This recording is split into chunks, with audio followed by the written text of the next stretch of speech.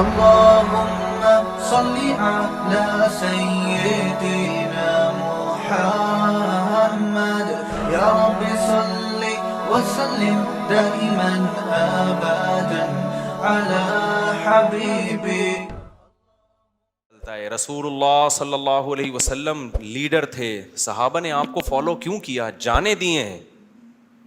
بتاؤ اتنی قربانیاں کون دے سکتا ہے بھائی؟ اپنا وطن چھوڑ دیا, اپنے کاروبار چھوڑ دیے, اپنے بزنس قربان کر دیے, پھر نبی کی خاطر جا رہے ہیں میدان جنگ میں, جانے دے رہے ہیں. حضرت ابو سعید خدری رضی اللہ تعالی عنہ کے بھائی بھی شہید ہو گئے غزوہ احد میں, والد بھی شہید ہو گئے. یار کسی کا باپ شہید ہو جائے اور بھائی جوان شہید ہو جائیں, گھر میں ایک بچہ بچا ہے 10 سال کا اور ماں, کتنی بڑی قربانی ہے, کتنی بڑی قربانی ہے. نبی کے پاس گئے مانگنے کے لیے کہ کچھ چندے سے ہمارے گھر کا انتظام کر دیں. نبی نے چندہ بھی نہیں کیا, پیسے بھی نہیں دیے. کیا فرمایا؟ من یستعفف یعفہ اللہ, جو عفت پاک دامنی کے ساتھ وقت گزارتا ہے. کیا مطلب؟ مخلوق کے سامنے ہاتھ نہیں پھیلاتا. مخلوق کون؟ پیغمبر محمد صلی اللہ علیہ وسلم. یعنی میرے سامنے بھی ہاتھ نہ پھیلاؤ. کس کے سامنے پھیلاؤ؟ اللہ کے سامنے. جو مخلوق کے سامنے ہاتھ نہیں پھیلاتا, اللہ اس کے ہاتھ کو مخلوق کے سامنے پھیلانے سے ہمیشہ کے لیے بچا لیتے ہیں. کیسی تربیت ہو رہی ہے. او بھائی گھر میں فاقے پڑھ رہے ہیں, اور پڑھ بھی کس کے حکم پہ رہے ہیں؟ غزوہ احد میں باپ بھی شہید اور بھائی بھی شہید. ایسے موقع پہ ہم اپنے لیڈر کے پاس جائیں, پہلی بات تو ہم تانے کوسنے دینا شروع کر دیں گے. یار اس بندے نے تو میرا باپ بھی مروا دیا اور میرا بھائی بھی مروا دیا. یہ ہوتا ہے حالت. مکہ سے ہجرت کر کے آئے تھے, وطن چھوڑا, تجارت چھوڑی, بزنس چھوڑا, لٹے پٹے آئے ہیں یہاں پہ, اور یہاں یہ ملا ہے, ہمیں یہ صلہ ملا ہے. مرتد ہو جاتے, میں کہہ رہا ہوں مرتد چھوڑ دیتے اسلام کو. بھائی یہ کچھ اور ایک کہانی لگ رہی ہے ہمیں, یہ کچھ اور مسئلہ ہے. ماں نے بھیجا اپنے بیٹے کو 10 سال کے ابو سعید خدری کو, جاؤ بھائی نبی سے بولو گھر میں سب شہید ہو گئے, اب کچھ بھی نہیں ہے. اور نبی کے پاس دینے کے لیے ہے بھی, کیونکہ باقیوں کو دے رہے ہیں, آپ باقیوں کو دے رہے ہیں, ان کو نہیں دے رہے. کیوں؟ تربیت. ان کو اگر دے دیا تو ان کا ہاتھ کیا ہو جائے گا؟ بولو, ایسے ہو جائے گا ہاتھ. میں نے دیکھا ہے جس نے ایک دفعہ ہاتھ مخلوق کے سامنے ایسے کر دیا نا, موت تک بھکاری بن کے مانگتا رہتا ہے, موت تک مانگتا رہتا. ایک چیز کی اللہ سے دعا مانگا کرو, اے اللہ یہ ہاتھ ہمیشہ اوپر رہے, کبھی بھی اس کو لینے والا نہ بنا. انسان بھوک سے مر جائے. بعض دفعہ یہ ہوتا ہے بیوی بچے تنگ کرتے ہیں غریب آدمی کو, گھر میں کھانے کو نہیں ہے, مانگ کے لاؤ. آپ بیوی بچوں کو بھی بتا دو, کبھی بھی نا بیوی بچوں کو اپنے اوپر مسلط نہ ہونے دو. یہ ذہن میں رکھو, جس نے محبت کرو, حقوق ادا کرو, مسلط نہ کرو. جس نے بیوی بچوں کو اپنے اوپر مسلط کر دیا نا, تو اس کا بیڑا ہو گیا غرق. وہ چوری بھی کرے گا, وہ ڈپریشن میں بھی جائے گا. ان کو بتا دو کہ میرے بس میں یہی ہے, میں اس سے زیادہ نہیں, میں کوشش کر رہا ہوں, اب یہی ہے, اس میں گزارا کرتی ہو ٹھیک ہے, نہیں کرتی تو ہمارے نبی کی سنت کیا ہے؟ ہمارے نبی صلی اللہ علیہ وسلم نے غربت کو اختیار کیا. آپ کے گھر میں 40 دن چولہا نہیں جلتا, اور بیویاں کتنی ہیں؟ بول دو نا منہ سے, 9 بیویاں. گھر میں کھانے کو روٹی نہیں ہے, اور بیویاں کتنی ہیں؟ یہ جو کہتے ہیں نا مالدار آدمی 4 شادیاں کرے, یہ مالداروں کا کام ہے ہی نہیں ہے, یہ غریبوں کا کام ہے. اب کریں گے کیسے؟ تو اپنے سے غریب لڑکیاں تلاش کریں, وہ پھر الگ موضوع ہے. آپ کی جتنی آمدن ہے اس سے کم والی سے کر لو تو وہ آ جائے گی آپ کے ساتھ. مالدار اپنے حساب سے کرے, غریب اپنے حساب سے کرے. تو نبی کی 9 بیویاں ہیں. جب ان ازواج نے آپ سے مانگا کہ بھئی ہمارے گھر میں 40 دن چولہا نہیں جلتا, پیسے نہیں ہیں, راشن نہیں ہے, تو آپ صلی اللہ علیہ وسلم نے کیا فرمایا؟ قرآن کی آیتیں نازل ہوئیں, یا ایھا النبی قل لازواجک, آپ اپنی بیویوں سے کہہ دیجئے اگر تمہیں دنیا کی دولت چاہیے تو میں تعالینا امتعکن, میں تمہیں پیسے دے دیتا ہوں, واسرحکن سراحا جمیلا, اور عزت کے ساتھ تم سب کو رخصت کر دیتا ہوں. بھائی کسی پیسے والے سے شادی کر لو. کیوں؟ اللہ نے ہمارے نبی کے لیے غربت کو سلیکٹ کیا تھا. حالانکہ آپ مالدار بننا چاہتے بن سکتے تھے, لیکن نبی آخری نبی ہے نا, تو اس میں کیا حکمتیں ہیں وہ میں بھی نہیں چھیڑوں گا. ہمارے نبی کی جو غربت تھی وہ اختیاری تھی. اختیاری کا مطلب آپ نے خود اپنے آپ کو مسکین رکھا ہوا تھا. یہ نہیں کہ آپ کے پاس پیسہ نہیں تھا, پیسہ آتا تھا سارا صدقہ کر دیتے تھے. صبح آیا شام تک نہیں بچا, شام کو آیا صبح تک نہیں بچا. لیکن مجھے اور آپ کو اس طرح کرنے کی شریعت میں اجازت نہیں ہے کہ آج سے پتہ چلے آپ نے سارے بینک خالی کیے, سارا سونا وونا گھر کے پلاٹ کی فائلیں والے بیچ باچ کے تمبو لگا کے روڈ پہ آ کے بیٹھ گئے اور بیگم سے کہہ رہے ہو رہنا ہے اسی طرح رہو تمبو میں ورنہ نکلو. یہ آپ کو اجازت نہیں ہے. کیوں نہیں ہے؟ یہ ٹاپک نہیں ہے میرا, کیونکہ میں نے اگر اس ٹاپک پہ چلا گیا تو یہ جو ٹاپک آج لے کے چل رہے ہیں وہ چینج ہو جائے گا. بس ابھی فی الحال یقین کر لیں کہ مولوی صاحب اگر کہہ رہے ہیں تو علم کی بنیاد پہ کہہ رہے ہوں گے. تو یہ نبی کے لیے اللہ نے اس طرز زندگی کو سلیکٹ کیا ہے, میرے اور آپ کے لیے یہ نہیں ہے. ہمارے اور آپ کے لیے یہ کہ تمیز سے اچھے بچوں کی طرح کماؤ, کچھ جمع بھی کرو, خرچ بھی کرو, گھر والوں پہ ہاتھ بھی کھلا رکھو, اچھے بچوں کی طرح اس طرح سے زندگی گزارو. فنٹر بننے کی کوشش فرض واجب نماز روزہ یہ پورے کرو بس. لیکن نبی کا معیار اونچا تھا. تو نبی صلی اللہ علیہ وسلم نے فرمایا تعالینا امتعکن واسرحکن سراحا جمیلا, میں تمہیں رخصت کر دیتا ہوں, کسی مالداروں سے شادی کر لو. اس زمانے میں طلاق یافتہ بیوہ کی شادی ہونا کوئی مسئلہ نہیں تھا, ایک سے ایک رشتہ مل جاتا تھا. یہ تو ہمارے زمانے میں نحوست ہے کہ نہیں ہوتی شادیاں. اور اگر تم اسی طرح رہنا چاہتی ہو تو اسی طرح غربت میں میرے ساتھ گزارا کرنا پڑے گا. تو تمام کی تمام امہات نے, نبی نے ان کو طلاق کا باقاعدہ اختیار دیا. یہیں سے علماء نے مسئلہ نکالا ہے کہ طلاق مرد خود بھی دے سکتا ہے, بیوی کو طلاق کا اختیار بھی دے سکتا ہے. اگر مرد اپنی بیوی سے کہہ دے کہ میں نے تجھے طلاق کا اختیار دیا تو یہ اختیار عورت کے پاس بھی آ جاتا ہے, پھر وہ اپنے اوپر طلاق واقع کر سکتی ہے. اس سے بھی پتہ چلتا ہے کہ عدالتی خلا جو آج کل چل رہا ہے اس میں اسلام میں اس کی کوئی حیثیت نہیں ہے, کیونکہ مرد جب بیوی کو رائٹ دے گا تو ہوگا, کورٹ کے دینے سے نہیں ہوتا. جج صرف اپنی بیوی کو طلاق دے سکتا ہے, دوسروں کی بیویوں کو جج طلاق نہیں دے سکتا. یہ بار بار بیان کرتا رہا ہوں میں, کیونکہ دنیا کا نظام چینج ہو رہا ہے, ہر جگہ ایسا ہی ہو رہا ہے. یہ جو آج کل سسٹم چینج ہو گیا نا, تو اب کیا ہے, اللہ یہ کہ چند صورتوں میں جج بھی دے سکتا ہے, وہ الگ ٹاپک ہے. تو نبی صلی اللہ علیہ وسلم نے طلاق کا باقاعدہ اختیار دے دیا. یہ نہیں کہا کہ تم چاہتی ہو تو میں تمہیں طلاق دے دیتا ہوں, نہ, باقاعدہ رائٹ دے دیا کہ اپنے اوپر واقع کر لو. حضرت عائشہ رضی اللہ تعالی عنہا کا جب نمبر آیا, اچھا عورت اگر اسی مجلس میں وہ اختیار واپس کر دے تو ختم ہو گیا اختیار. مرد نے جس مجلس میں اختیار دیا نا اس مجلس کے ساتھ رہتا ہے, ہمیشہ کے لیے دے دیا تو ہمیشہ کے لیے, مجلس کے ساتھ دے دیا تو جب تک اس مجلس میں ہے طلاق واقع کر سکتی ہے, جب مجلس ختم ہو گئی تو طلاق کا آپشن بھی ختم. تو نبی نے حضرت عائشہ کو سے بھی فرمایا کہ تمہیں بھی میں اختیار دیتا ہوں, لیکن آپ نے فرمایا جلد بازی نہ کرنا. کیا مطلب؟ جلدی میں یہ نہیں کہہ دینا کہ بھائی مجھے نبی قبول ہیں, ایسا نہ ہو. کم عمر تھی نا حضرت عائشہ, ایسا نہ ہو جلد بازی میں فیصلہ کرو پھر دوبارہ کل فاقے پڑیں, پھر بولو بھائی کہ یہ میں نے فیصلہ کیا تھا, غلط کر دیا تھا. اس لیے آپ نے فرمایا اپنے گھر میں پہلے مشورہ کر لو. حضرت عائشہ سے فرمایا اپنے گھر میں جا کے مشورہ کر لو, مشورے کے بعد سوچ سمجھ کے ایک رائے قائم کرو کہ اسی فقر و فاقہ میں 40 دن چولہا نہیں جلے گا, اسی میں گزارا کرنا ہے یا مجھ سے طلاق لے کے کہیں اور شادی کرنی ہے. جلدی میں فیصلہ نہ کرو. حضرت عائشہ کو اتنا غصہ آیا نا نبی کے اس بات پر, فرمایا افیکا اشاور, آپ کے بارے میں مشورہ کروں گی میں, یعنی پیغمبر کے بارے میں اپنے ابا اماں سے جا کے مشورہ کروں گی کہ رہنا کہ نہیں رہنا, مطلب کوئی مشورہ نہیں کرنا, رہنا ہے. یہ جو غیر مسلم طنز کرتے ہیں نا کہ پیغمبر نے شادی کی اتنی کم عمر میں, اتنی بڑی عمر میں ایک 9 عمر لڑکی سے, تو اس 9 عمر لڑکی کو طلاق کا اختیار دیا جا رہا ہے اور وہ کہہ رہی ہے کہ آپ کے بارے میں نے کسی سے مشورہ نہیں کرنا. یہ سوال ہی غلط ہے. افیکا اشاور, یہ کیسے ہو سکتا ہے؟ آپ جیسا شوہر مجھے کہاں ملے گا؟ کوئی مشورہ نہیں, آپ کے ساتھ ہی رہنا ہے. تو یہ غیر مسلم جو اعتراض کرتے ہیں نا نبی پر, یہ مدعی سست اور گواہ چست. جس کے حق کی بات کر رہے ہیں حضرت عائشہ کی کہ معاذ اللہ ان کے ساتھ ظلم ہو گیا کہ کم عمر میں اتنی بڑی عمر سے شادی کرا دی ان کی. اس کم عمر کو تو یہ احساس نہیں ہو رہا, ان کو تو یہ ہو رہا ہے کہ اس سے اچھا رشتہ میرے لیے اس کائنات میں کوئی نہیں ہے.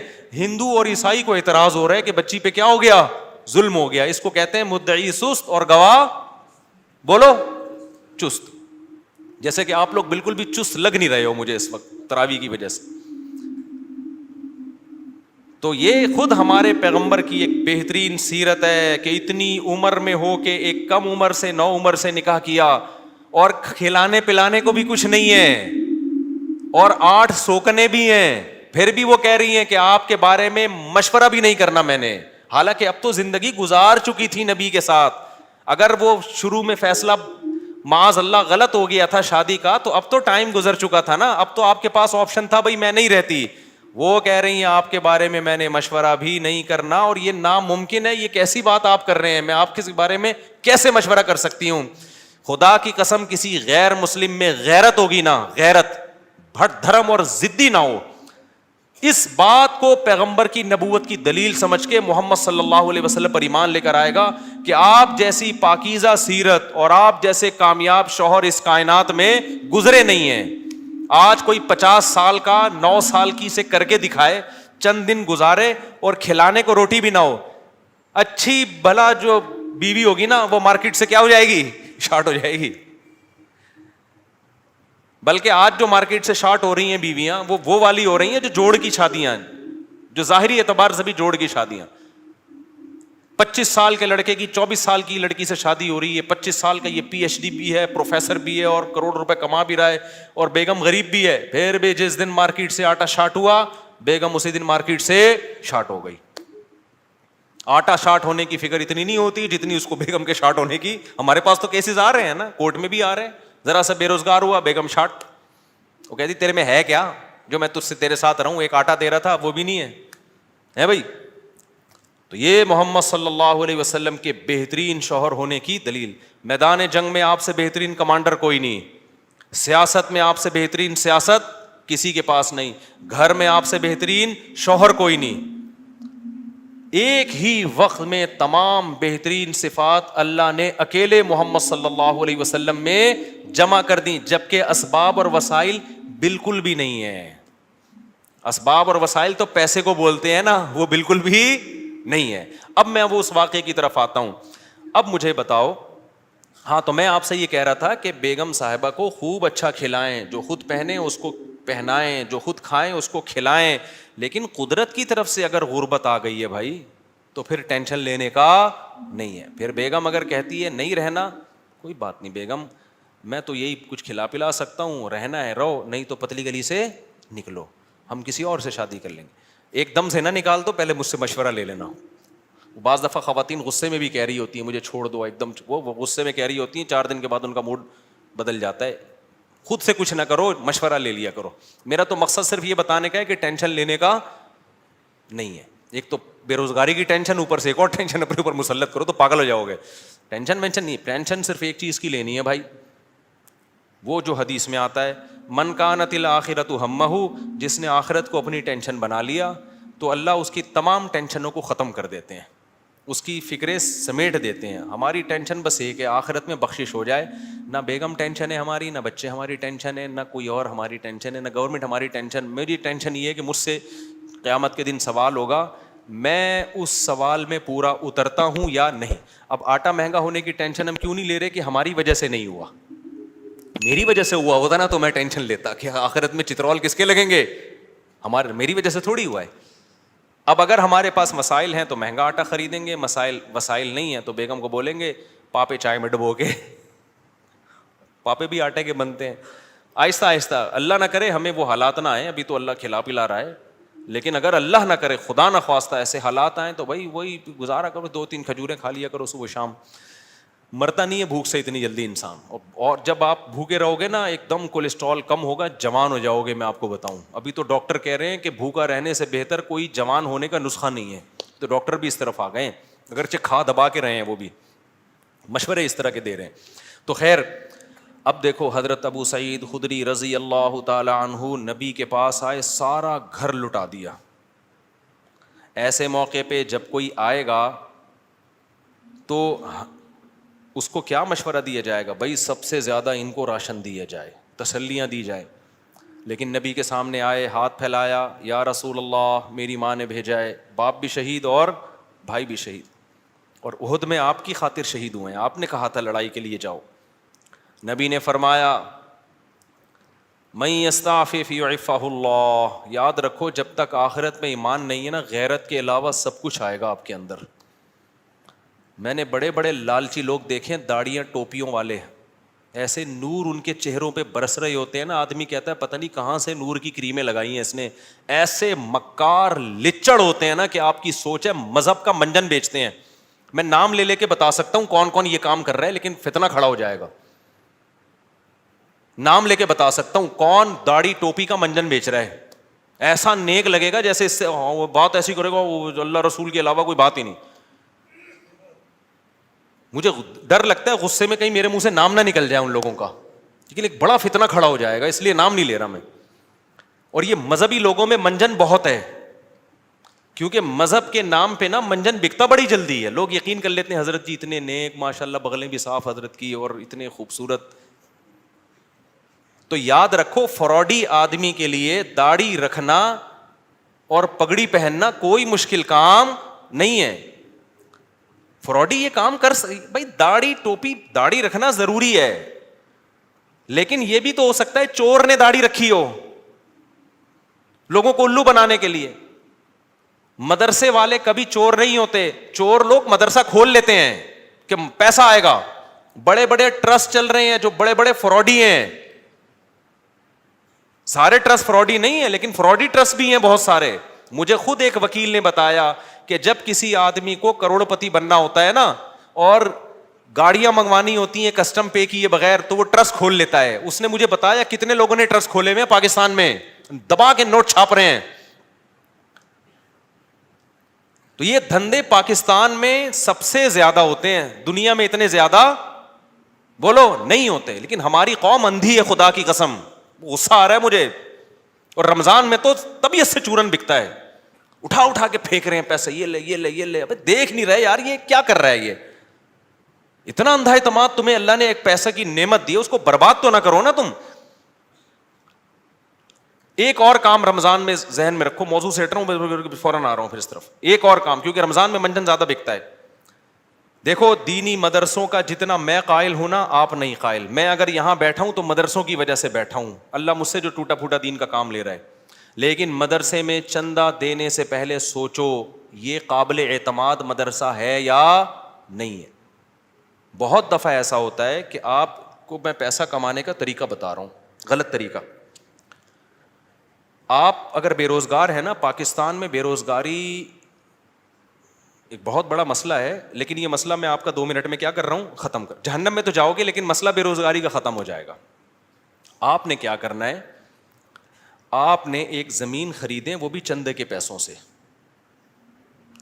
ٹھیک ہے نا، کہ بتائیں میں ایک مدرسہ کھولنا چاہتا ہوں. اس سے پہلے آپ کو داڑھی رکھیں، آپ داڑھی، کیونکہ لوگ پھر اس پہ زیادہ اعتماد ہے، اور پگڑی باندھیں. مولانا طارق جمیل صاحب کے ساتھ 6 سیلفیاں، مفتی طارق مسعود صاحب کے ساتھ 7 سیلفیاں. مفتی صاحب کے پاؤں دبائیں، میرے پاؤں دبائیں، سر میں مالش کر کے چپکے سے ویڈیو بنائیں کہ دیکھو میں مفتی صاحب کی خدمت کر رہا ہوں، میں گلے مل رہا ہوں، ویڈیو بنائیں. مولانا طارق جمیل صاحب کو ہدیہ دیتے ہوئے ویڈیو بنائیں، ٹھیک ہے. ایک بیان ان سے اپنے حق میں کروا لیں گے، بہت اچھا ہے. آدمی بیان تو کر ہی دیتا ہے نا، میرے پاس بھی کوئی آئے گا اچھا ہی لگ رہا ہے بھائی، اچھا ہے ماشاء اللہ. چند چیزیں اس طرح، ڈاکٹر ذاکر نائک سے ملاقات ہو جائے تو سبحان اللہ، ایک آدھ سیلفی وہاں سے لے لی آپ نے. اور پھر آپ نے کیا کیا ہے، 1-2 دفعہ غریب کو گلے ملتے ہوئے رو لیں. پیاز کاٹ کے جائیں، آنسو پہلے ہی نکلیں گے، ایک دم رو کے ایک تصویر بنا لیں، غریب کو مل کے رو رہے ہیں. بہترین، خدا کی قسم ایسا طریقہ ہے نا، تم نوٹ تمہارے پاس نا رکھنے کی فرصت نہیں ہوگی یار، کدھر رکھوں، تھیلے بھر گئے سارے. اس کے بعد آپ نے کیا کرنا ہے، آپ نے اناؤنس کرنا ہے میں ایک مدرسہ بنا رہا ہوں، یتیم خانہ کھول رہا ہوں. آپ نے 4 دیواری کھڑی کی، اس میں 4-6 یتیم بچے، آپ جائیں وہاں سے کچھ بچے ادھار لیں. ادھار کا مطلب کوئی اپنے بچے دیتا تھوڑی ہے، ان کو بولیں کہ ہم کچھ دن ان کو کھلائیں گے پلائیں گے، تو مائیں دے دیتی ہیں چلو یار کچھ دن کا، قرآن بھی پڑھائیں گے تو قرآن پڑھ رہے اس بہانے. یہ آپ کو پتہ ہے, اللہ کو پتہ ہے, وہ 4-6 یتیم بچے جو شکل سے بھی یتیم لگ رہے ہوں, اور اگر یتیم نہ بھی ہوں تو وہ بچے جو لگ رہے ہوں یتیم شکل سے, بعض یتیم ہوتے نہیں ہیں, لگتے ہیں یتیم, اللہ کی طرف سے ڈیزائننگ کچھ اس طرح کی ہوتی ہے, ٹھیک ہے, وہ لگ کیا رہے ہوتے ہیں, یتیم لگ رہے ہوتے ہیں. رمضان میں بہترین بزنس, تو آپ نے وہ 4 دیواری میں 8, 10, 15, 20 جتنے ہو سکے ایک بھی لے آؤ گے نا تو دھندا تو چلنا شروع ہو جائے گا. وہ یتیم بچے لا کے ڈال دیے, پھر اس کے بعد آپ اپنی 2-4 نمازوں کی تصویریں دعا مانگتے ہوئے, ٹھیک ہے نا, اور پھر آج کل خلافتیں بھی مل جاتی ہیں, ایک آدھ بزرگ کے تھوڑا سا کچھ آپ جو 2 نمبر قسم کے بزرگ ہوتے ہیں ہدیے ودیے دیے اور تھوڑا سا خلافت لے لی, وہاں سے اس کے بعد پھر میرے بھائی اب جو آپ کے پاس پیسہ آئے گا نا, آپ آگے آگے اور پیسہ آپ کے پیچھے پیچھے. لوگ کہیں گے یار یہ میری طرف سے بکرا, 10-10, 20-20 لوگ بکرے لا رہے ہوں گے, 9 بکرے آپ کے گھر میں, 1 بکرا کاٹ کے بچوں کو کھلا دو. لوگ سمجھ رہے ہوں گے دیکھو بکرا کھلا رہا ہے نا, یہ لوگ یہ تھوڑی دے رہے ہوں گے کم بخت کھلا کتنا رہا ہے, اور 9 تو گھر میں پہنچائے ہیں اس نے, اور وہ قصائیوں سے ان کے رابطے ہیں, وہ بک رہے ہیں مارکیٹ میں. گاڑیاں بڑی بڑی لینڈ کروزر جیسی گاڑیاں, بھائی کس کی, مدرسے کی گاڑی ہے بھائی, تیرا ابا تو سائیکل بھی نہیں چلاتا تھا, تیرے پاس اتنی بڑی گاڑی کہاں سے آ گئی, تو کون ہوتا ہے مجھ سے پوچھنے والا, وہ یہ جواب دے گا آگے. ایسی لگژری لائف ہوگی نا, ان 6 یتیم بچوں کو ادھار لیا تھا واپس کر کے, اب سچی مچی کا یتیم آنا شروع ہو جائیں گے. جب پتہ چلے گا نا یہ لوگ کھانے میں بکرے کھلاتے ہیں, تو پھر تو جو یتیم نہیں بھی ہیں, ابا کہے گا یار اس کو یتیم ہی فرض کر کے میرے بچے کو بھی یہاں داخل کر لے, بلکہ میرے ابا بھی مر گئے تھے, میں بھی یتیم ہی ہوں. ایسا نوٹ چھاپنے کی مشین بنو گے, بنے ہوئے ہیں لوگ, بنے ہوئے ہیں, بڑے بڑے مدرسوں کے نام پہ فراڈ ہو رہا ہے. میں نہیں کہہ رہا مدرسے فراڈی ہوتے ہیں, فراڈی لوگ بھی مدرسہ بناتے ہیں. اب آپ نے یہ نہیں کرنا کہ مدرسوں کو دینا بند کر دیں, اس سے تو اچھے مدرسے بھی بند ہو جائیں گے. آپ نے تحقیق کرنی ہے کون واقعی دیندار لوگ ہیں, امانت دار لوگ ہیں, کام کر رہے ہیں, اور کون ایسے ہیں جو داڑھی اور پگڑی کے نام پہ منجن بیچ رہے ہیں. یہ آپ نے کرنا ہے, نہیں تو قیامت کے دن الٹے لٹکے ہوئے ہوگے. بہترین بزنس ہے یہاں پہ یہ. اچھا خیر ہم آگے چلتے ہیں میرے بھائی. تو اب کیا تھا کہ حضرت ابو سعید خدری رضی اللہ تعالیٰ عنہ کو نبی نے کیا فرمایا, میں یہ عرض کر رہا تھا کہ آخرت ہوگی نا تو غیرت ہوتی ہے. یہ بہت بڑی اللہ کی نعمت ہے کہ آپ کا ہاتھ اللہ کے سوا کسی کے سامنے نہ اٹھے. اللہ سے مانگا کرو, یہ اسباب بھی اختیار کرو پیسہ کمانے کے, کیونکہ جو اسباب اختیار نہیں کرتا اللہ اس کی مدد نہیں کرتا. اگر گھر میں پڑے ہوئے ہو, محنت نہیں کر رہے اور کہہ رہے ہو کہ بس اللہ ہی دے گا, تو پھر اللہ آپ کو بھکاری بنائے گا, یہ یاد رکھنا. آپ نے کیا کرنا ہے, اپنی پوری کوشش کرنی ہے پیسہ کمانے کی, دماغ لگانا ہے. کیوں, رزق حلال عین عبادت ہے. الکاسب حبیب اللہ, محنت کر کے کھانے والا وہ اللہ کا دوست ہے. تو اب کیا ہے, ہمارے نبی نے حضرت ابو سعید خدری سے فرمایا کہ من یستعفف یعفہ اللہ. کیا مطلب, جو اپنے آپ کو رسوا ہونے سے بچانا چاہتا ہے, عفت کا مطلب رسوا ہونے سے بچانا, دامن داغدار نہ ہو, ذلیل ہونے سے بچانا چاہتا ہے. اس سے پتہ چلا مانگنا کیا ہے, بول لو نا, ذلت ہے. ہاتھ پھیلانا کیا ہے, ذلت. تو جو چاہتا ہے کہ میں ذلیل نہ ہوں, ہمیں تو پتہ ہی نہیں کہ یہ ذلت ہے. ہم تو سمجھتے ہیں میں اتنا چونا لگاتا ہوں بندے سے 2 منٹ میں اتنے پیسے نکلوا لیتا ہوں, یہ میرا کمال ہے.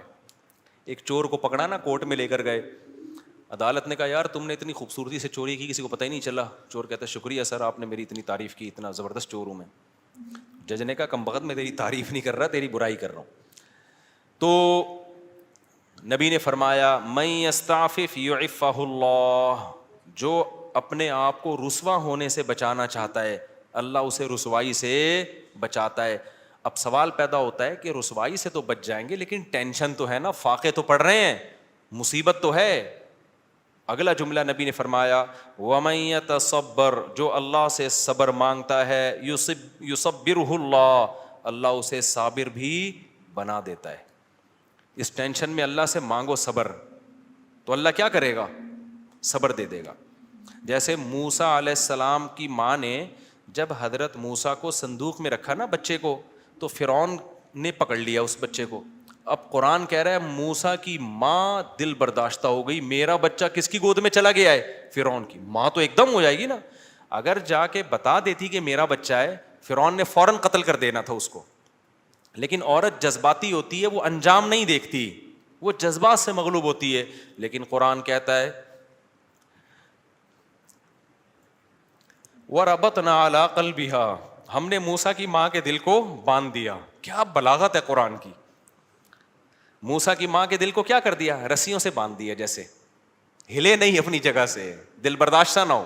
یہ قرآن کی بلاغت ہے, یعنی صبر کی توفیق دی. اس صبر کی توفیق کو بیان کرنے کے لیے قرآن کیا کہتا ہے, موسیٰ کی ماں کو کے دل کو ہم نے رسی سے کیا کر دیا, ایسے کس کے باندھ دیا, ہلے نہیں بھائی. جیسے کسی بندہ ہل رہا ہو نا, آپ اسے رسی سے کس کے بالکل بند کر دو, اب وہ گیا, یعنی وہ ہلنا بھی چاہے تو نہیں ہلے.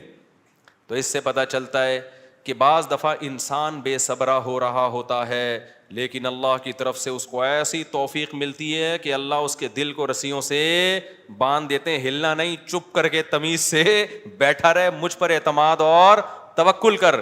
اسی لیے قرآن میں نبی کو اللہ نے فرمایا وما صبرک الا باللہ, اے نبی آپ صبر کریں, لیکن آپ کا صبر اللہ کی توفیق کے بغیر نہیں ہوگا. یہ صبر بھی آپ نے اللہ سے مانگنا ہے. تو نبی نے فرمایا جو صبر کرنا چاہتا ہے اللہ اس کو صبر کی توفیق دیتا ہے. آج ڈپریشن اس لیے بڑھ رہی ہے کہ صبر کرنا چاہتے ہی نہیں ہے. جو ٹینشن آئی, جو مصیبت آئی, بس نکال دو فوراً جا کے. جو پہلے آ گیا نا وہ پٹتا ہے. آپ جب غصے میں بیٹھے ہو تو جو شروع میں آ گیا نا وہ اس کا کیا ہو گیا, بیڑا غرق ہو گیا. اس کے بعد حدیث دیکھو, حضرت ابو سعید خدری واپس چلے گئے. کیوں؟ نہ ماں نے کوئی اعتراض کیا, نہ 10 سال کے بچے نے کوئی اعتراض کیا. کیوں؟ لیڈر کو دیکھ رہے تھے کہ لیڈر ہم سے زیادہ قربانی دے رہے, اور آپ کی صداقت پہ یقین تھا. حدیث میں آتا ہے کہ حضرت ابو سعید خدری نے زندگی بھر کسی سے نہیں مانگا, یہاں تک کہ اپنا کوڑا بھی گرتا تھا نا اونٹ سے تو نیچے اتر کے اٹھاتے تھے, وہ کوڑا بھی نہیں مانگتے تھے کسی سے. حالانکہ یہ تو ٹھیک ہے کوئی کوڑا دے دو مجھے میرا کوڑا, لیکن نہ بس نہیں تو مطلب نہیں, اب سب کچھ خود کرنا ہے, اب نہیں مانگنا کسی سے کوڑا. وجہ کیا ہے؟ لیڈر کی طرف سے موٹیویشن مل رہی ہے, کیونکہ پتا ہے لیڈر یہ بات بتانے کے پیسے بولو نا نہیں لے رہا, اور دیکھ رہے ہیں کہ ہمارے گھر میں فاقہ ہے تو لیڈر کے گھر میں اس سے زیادہ فاقہ ہے, اس سے زیادہ فاقہ ہے. تو اس لیے آپ اگر گھر میں سربراہ ہیں نا, بچوں کو انسان کا بچہ بنانا چاہتے ہیں تو پہلے خود انسان کا بچہ بننا پڑے گا. یہ میں اصل میں ایکچولی میں یہ کہنا چاہ رہا تھا, جس کے لیے پورا میں نے واقعہ سنا ہے. اصل آپ کون سا میدان جنگ میں جا رہے ہو, جہاد میں جا رہے ہو, ماں باپ اور بھائیوں کو کٹوا رہے ہو آپ. تو ایکچولی جو میں بات عرض کرنا چاہ رہا تھا کہ اگر آپ چاہتے ہو کہ آپ کی بیوی انسان کی بچی بن کے رہے تو آپ کو پہلے انسان کا بچہ بننا پڑے گا. آپ چاہتے ہو کہ میرے گھر میں اخلاق کا ماحول ہو, تمیز سے بات کیا کریں, تو پہلے آپ کو تمیز سے بات کرنی پڑے گی. آپ بیگم سے کہہ رہے ہو تمیز سے بات کرو, اس کا مطلب آپ خود ہی تمیز سے بات نہیں کر رہے. وہ تو آپ کا ایٹیٹیوڈ دیکھ رہی ہے نا. باپ گھر میں آ رہا ہے چنگیز خان بن کے چیخ رہا ہے یہ کیا ہو رہا ہے, پھر وہ کہہ رہے سب آرام سے بات کریں, تو کہیں گے نا ابا آپ تو آرام سے کر نہیں رہے. ایک صاحب کو غصے پہ بہت غصہ آتا تھا. ایک صاحب ہمارے جاننے والے تھے, جب کوئی غصہ کرتا ان کو بہت غصہ آتا, غصہ کیوں کر رہا ہے, اسی بات پہ ان کو غصہ آتا تھا. ہم کہتے تھے اس کو جتنا غصہ آ رہا ہے نا کسی بات پہ, اور آپ کو اس غصے پہ اس سے زیادہ غصہ آ رہا ہے, تو اس کو غصہ کیسے ٹھیک ہوگا. اب آپ کسی کو یہ سمجھا رہے ہو کہ غصہ مت کرو, تو یہ بات آپ کو آرام سے کہنے پڑے گی, غصے سے نہیں. کیونکہ اگر آپ نے غصے سے کہہ دی, اس کا مطلب وہ جو کام وہ کر رہے ہیں آپ بھی وہی کر رہے ہو. تو مارکیٹ میں جو چل رہا ہے نا وہ بتا رہا ہوں میں آپ کو. تو اس لیے میرے بھائی, جب بھی کوئی بات ہم نے اپنے بڑوں کو دیکھا ہے کہ ہمیں اگر سخاوت کی ترغیب دی نا انہوں نے کہ خرچ کیا کرو, تو میں نے اپنے بڑوں کو دیکھا انہوں نے ہم سے 20 گنا زیادہ خرچ کیا. 20 گنا تو وہ ہے جو ہمیں نظر آ رہا ہے, جو نظر نہیں آ رہا وہ پتہ نہیں کتنا ہوگا. ہم نے دیکھا کہ انہوں نے ہمیں کہا کہ عبادت کیا کرو, تو ہم نے دیکھا کہ وہ ہم سے کئی گنا زیادہ عبادت کر رہے ہیں. انہوں نے دیکھا اللہ پہ اعتماد اور توکل کیا کرو, انہیں ہمیں کہا تو ہم نے دیکھا کہ وہ ہم سے زیادہ اللہ پہ اعتماد اور توکل کر رہے ہیں. انہوں نے بولا کہ ہم نے مدرسے میں کوئی انتظام کرنا ہے, چندہ جمع کرو, تو خود اپنی جیب سے سب سے زیادہ چندہ دیا. نہیں آ رہی بات, چھوڑو رہنے دو ایسے ہی ٹھیک ہے. تو گھر میں بچوں کو عمل دکھایا کرو. آپ اگر اپنے بیٹوں کو سمجھاتے ہو کہ بہنوں کے ساتھ اچھا سلوک کرو, یہ اس زمانے کی بات ہے جب گھر میں بچے بچیاں ہوا کرتے تھے, اب تو ایک آدھ ہوتا ہے, تو وہ سارا سیٹ اپ ہی برباد ہو. پہلے یہ ہوتا تھا 7-8 بہن بھائی ہیں تو ماں باپ بھائیوں کو حکم دیتے تھے بھائی بیٹوں کو بھی بیٹیوں کا بھی خیال کرنا. اب تو ٹیاں ہے ہی نہیں, ٹی رہ گئی ہے, بیٹیاں نہیں ہوتی, ایک آدھ بیٹی ہوتی وہ خود ہی اپنا خیال رکھ لے گی, اس کے لیے آپ کو نہ وصیتیں کرنے کی ضرورت نہ تکلف کی. یہ ان لوگوں کی بات کر رہا ہوں جن کے ہاں بچے ہوتے ہیں, خاندان ہوتے ہیں, چاچے مامے خاندان گھر آباد ہوتے ہیں, تو ان کے لیے خصوصی پیکیج ابھی میں پیش کر رہا ہوں کہ جب وہ اپنے بیٹوں کو سمجھائیں کہ اپنی بیٹیوں کا خیال کرنا, تو کیا مطلب بھائیوں کو سمجھا رہے ہیں بہنوں کا, تو پھر آپ نے ان کے سامنے اپنی بہنوں کا خیال کر کے دکھانا ہے. اپنی بہنوں کو دعوت دو, ان کو ہدیے دو, ان کو پیسے دو, بچوں کو پتا چلے ہمارا ابا اپنی بہنوں کا اتنا خیال کرتا تھا, تو ہمیں بھی ابا کے جانے کے بعد اپنی بہنوں کا خیال کرنا ہے. ان کو پتا ہے ابا کے پاس نصیحتوں کے علاوہ کچھ بھی نہیں ہے, ٹھیک ہے. پوری تقریر ابا کی 1 گھنٹے کی ہوتی ہے, لیکن ابا کی جب بہنیں آتی ہیں تو ابا 5 روپے بھی خرچ کرنے کے لیے تیار نہیں ہے. بچوں کو آپ نے کہا کہ دیکھو بیٹا, تمہارے بھائیوں میں کوئی غریب ہو جائے, بھائیوں میں پہلے ہوتے تھے, اب بھائی نہیں, ایک آدھ بچہ ہی بس, سارا برباد ہوگا. مجھے تو اتنا غصہ آتا ہے نا, پکڑ کے چترول لگانا شروع کر دوں کہ تم لوگوں نے فیملی پلاننگ والوں کی باتوں میں آ کے کیسا بیڑا غرق کباڑا کر دیا اپنے گھروں کا یار, سارا فیملی سسٹم تباہ کر دیا. اس کے لیے شادی کرنے کی ضرورت ہی نہیں تھی تم لوگوں کا یار.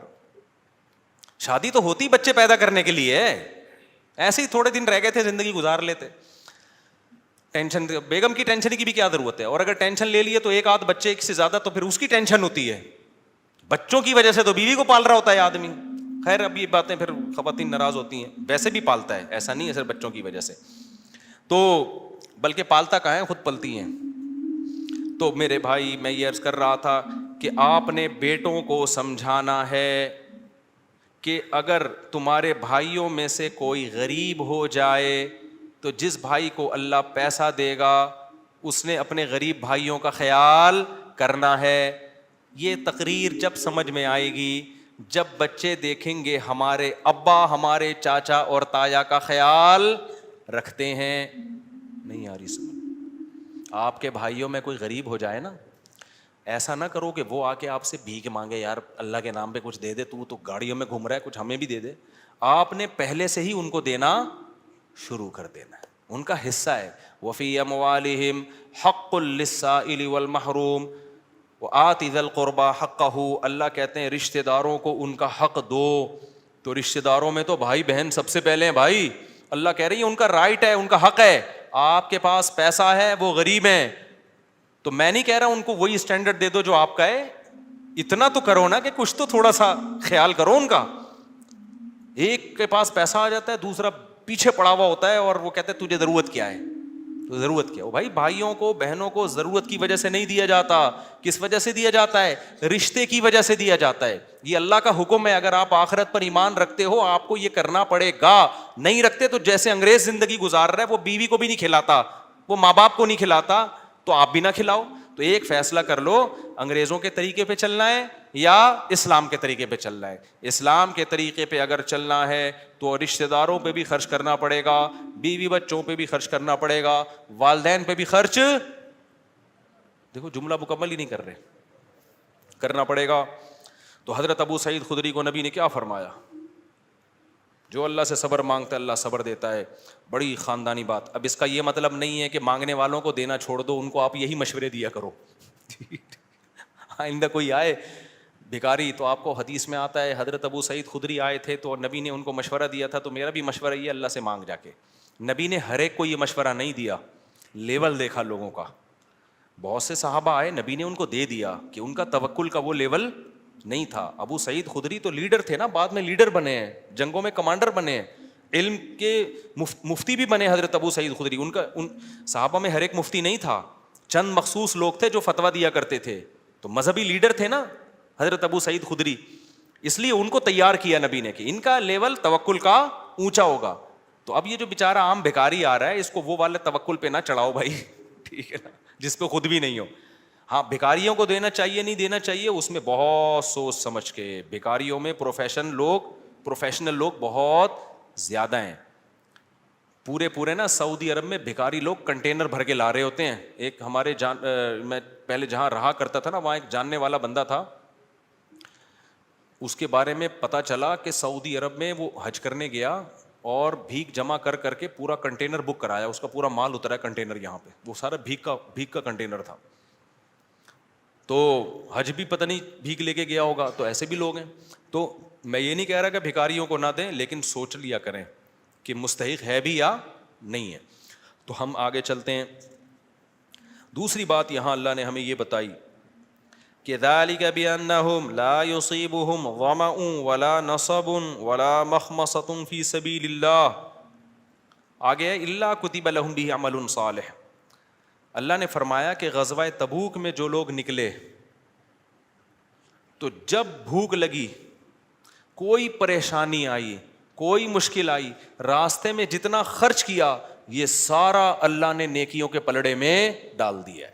اس آیت سے علماء نے استدلال کیا ہے کہ جب آپ اللہ کے لیے کسی کام کے لیے نکلتے ہو, مقصد کس کو خوش کرنا ہے, اللہ کو, تو راستے میں جو کچھ ٹینشن آئے گی, جو کچھ اپنی ذات پہ بھی خرچ کرو گے, تو وہ سارا کا سارا نیکیوں میں شمار ہوگا. ہم اگر عمرے کے لیے جاتے ہیں تو کس کے لیے, اللہ کو, تو اس لیے حج کے لیے جاتے ہیں تو کس کو خوش کرنے کے لیے, اللہ کو. تو اب آپ جب حج کے لیے نکلو گے نا, کوئی ٹینشن آئے تو ٹینشن نہیں لینی, یہ سمجھنا ہے کہ اس ٹینشن پہ کیا مل رہا ہے, اجر, کیونکہ ہم کس کے لیے یہ کام کر رہے ہیں, اللہ کے لیے. راستے میں اگر آپ اپنے اوپر خرچ کرتے ہو, اس خرچ پہ بھی صدقے کا ثواب ملے گا آپ کو, کیونکہ یہ خرچ بھی کس کی وجہ سے کیا جا رہا ہے, تاکہ راستے کی ٹینشن نہ ہو نا.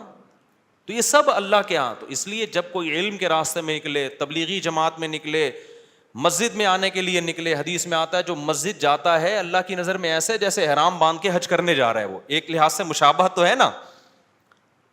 تو اس لیے جب بھی کوئی کام اللہ کے لیے کرنا شروع کرو تو ان کی ٹینشنوں پہ ٹینشن نہ لیا کرو, سمجھ لو کہ اب یہ ہم اپنے لیے نہیں کر رہے, اب کس کے لیے ہو رہا ہے, یہ اللہ کے لیے ہو رہا ہے. تو اب اس میں ہر چیز پہ ہمیں کئی گنا زیادہ اجر ملے گا.